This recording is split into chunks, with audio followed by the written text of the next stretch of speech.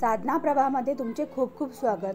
सनातन धर्मामध्ये सर्व साधकांना साधना म्हणजे काय आणि ती कशी करावी हे माहीत असणे फार महत्त्वाचे आहे. त्यामुळे आपली सनातनी मुळे अधिक कणखर होण्यास मदत होते. श्री गणेश हे आपल्या सनातन धर्माचे प्रथम पूज्य असे देवता आहेत. मग सर्व साधकांना त्यांच्याबद्दल माहिती असणे देखील गरजेचे आहे. गणेश उत्सवाच्या काळात पृथ्वीवर श्री गणेश तत्व आणि गणेश लहरी या 1000 पटीने अधिक कार्यरत होतात. म्हणून या काळात केलेली श्री गणेश पूजा उपासना अधिक फलदायी ठरते. या काळात गणपतीची पूजा केली जाते, कारण या गणेश लहरी मूर्तीमध्ये आकृष्ट लवकर होतात व त्यात ती शक्ती येते. म्हणून नवीन मूर्ती आणून तिची पूजा उपासना व नंतर तिचे विसर्जन केले जाते. महाभारत हा मोठा ग्रंथ व्यास मुनींनी सांगितला व गणपती बाप्पाने तो लिहिला, कारण जगात असे कोणीच नव्हते जे महाभारत लिहू शकेल. गणपती बाप्पा हे बुद्धीचे देवता आहेत. ते व्यास मुनींना म्हणाले की मी महाभारत लिहेन, पण ते संपेपर्यंत तुम्ही थांबायचे नाही. मग व्यास मुनींनी याला मान्यता दिली.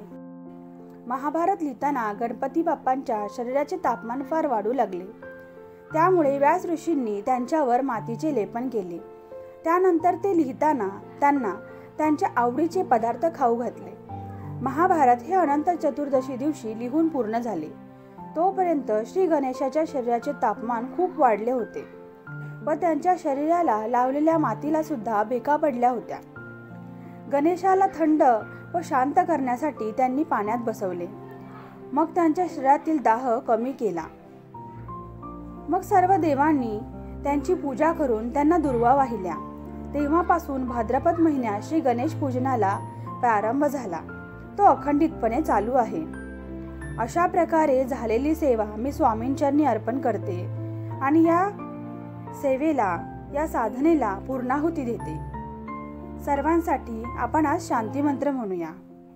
ओम पूर्णमदः पूर्णमिदं पूर्णात् पूर्णमुदच्यते पूर्णस्य पूर्णमादाय पूर्णमेवावशिष्यते.